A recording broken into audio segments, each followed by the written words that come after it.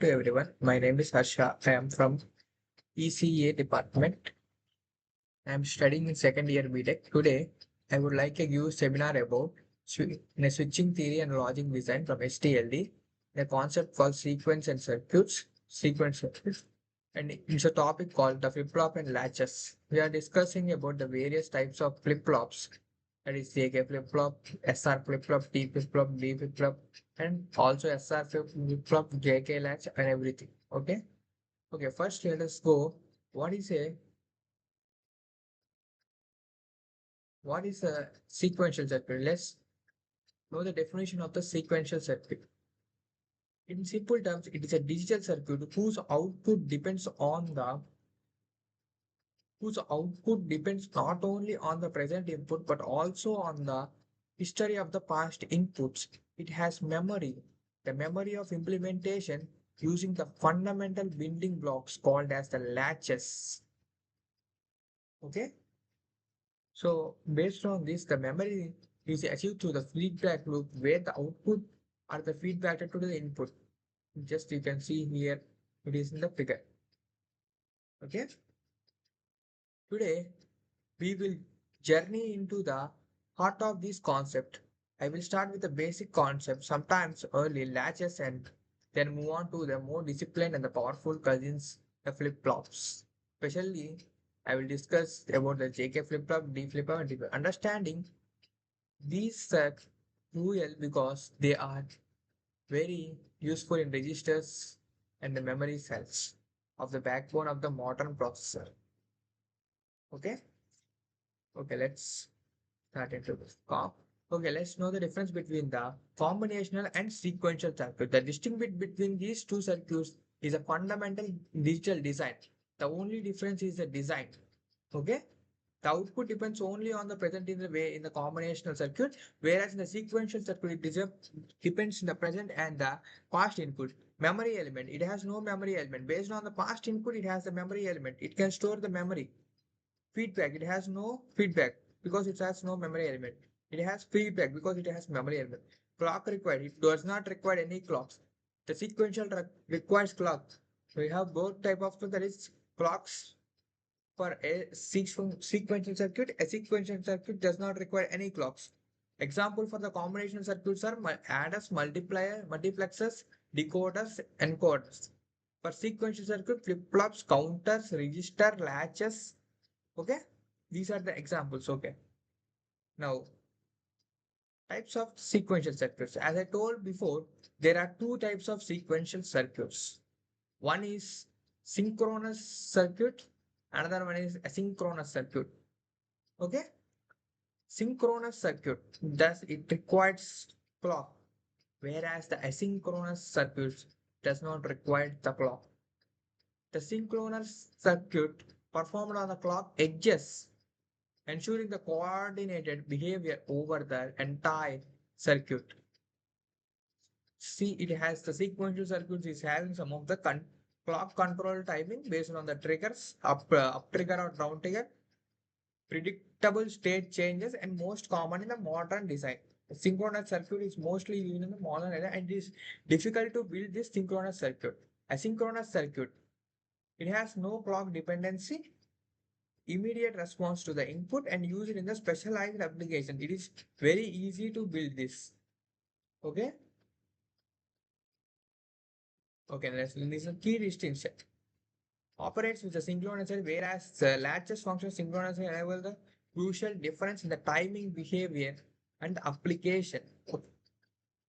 Understanding this latch, what is a latch? A latch is the most basic memory element in the digital circuit. Enable levels of storing a single bit information. First, we will build a single bit map. If it is easy to build a single bit map, then we can numerously build the n bit map. If we cannot build a single bit map, then we cannot able to build this n bit memory latch. Okay. Unlike flip-flops and latches use level and triggering. They respond to level high level or low level of enable signal rather than its edge. When enable signals is activated, the latch is transparent, meeting its output flow through the input. You see, it is the output. When in the output, see, here in the flip-flop, the output is flowing to the input of the another, whereas this output is connecting to the input of the another. This is called the SR latch. We can symbolically represent it like this, the SR latch.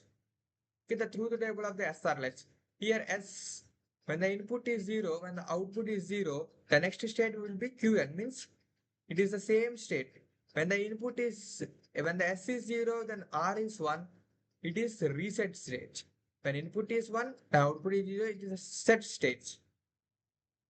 Okay, like this. When both are 1, it is indeterminate form. We cannot determine this.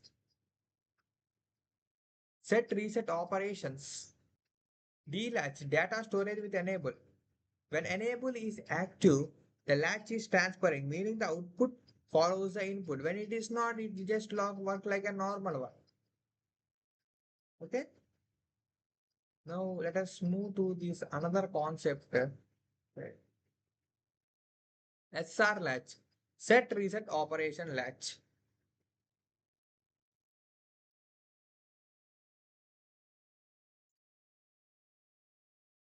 The S stands for set, R stands for reset, whereas the S stands for set and R stands for reset.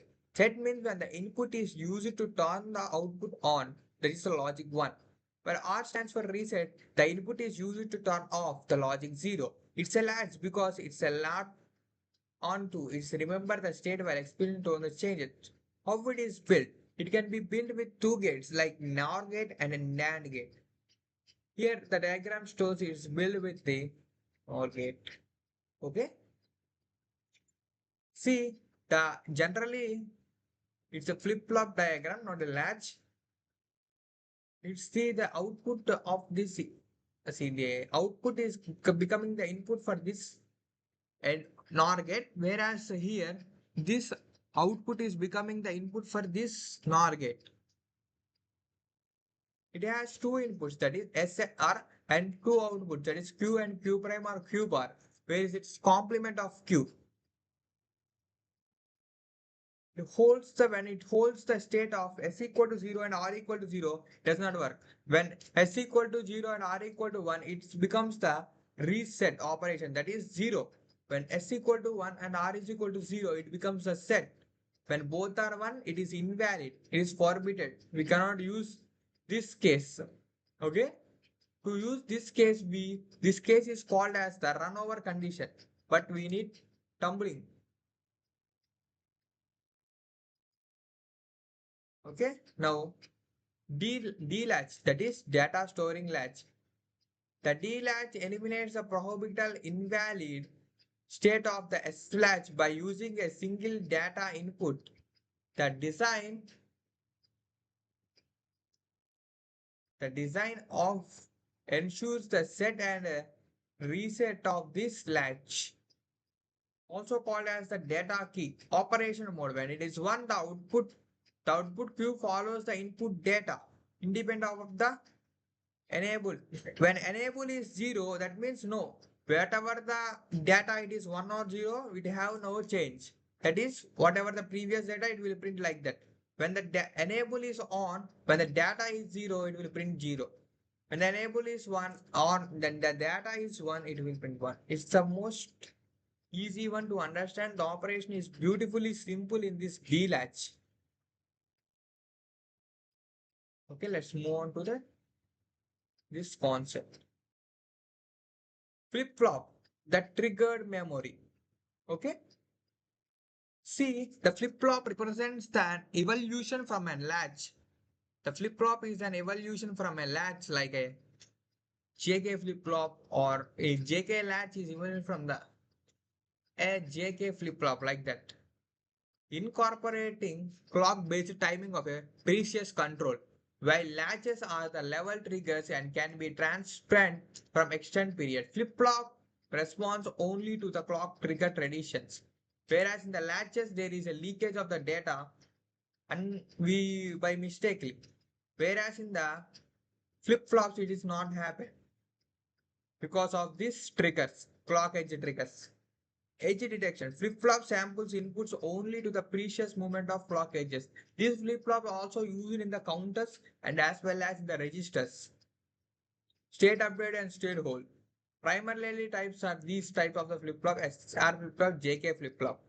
Now, JK flip-flop stands for Jack Kilby. Okay? Flip-flop and their operations. See, SR flip-flop we have already seen and D flip-flop we have already seen.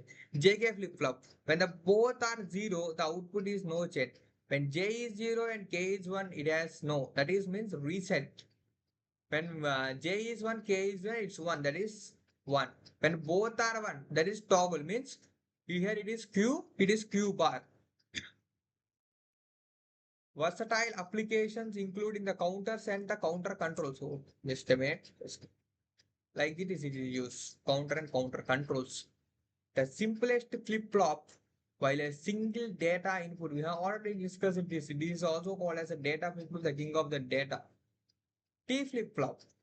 Here in the T flip-flop, we connect this, we see the JK input series is J and K. We connect these two terminals to the single line, that is the T. When toggle is 1, hold on, toggle is the simplest flip-flop for creating a binary counter and the frequency divider. Here the counters will also act as the frequency divisor. We mentioned when it is 0, it has no chain. When it is 1, it is toggle. That is inverse of this flip-flop. Okay. Based on this, we have so many applications and conclusion. The real world applications of using these are they will use it for data storage, counters, shift registers, ring counters. Shift registers are based on the two types, that is data transmission and pattern recognition, left shift, right shift, frequency division. As also told before, clock division and timing, signal generation for the system synchronicity. Sequential circuit form a backbone for the digital memory and the logic, maintaining the state or performing the most time dependent operations. Okay. Flip-flop and latches are the fundamental to all the digital types, from a single simple counters to the complex microprocessors. Mastering these building blocks is essential for everyone pursuing the digital system design, computer architecture, and embedded systems also in the VLSI processes also. Here, JK stands for Kimble. D is a straightforward storage. JK is the Jack Kilby. Flip-flop is the T is the toggle applications. This is the simplest form of flip-flop we already seen. Okay, these are the operations of flip-flops and latches under JK, SR, D, T. Okay, thank you.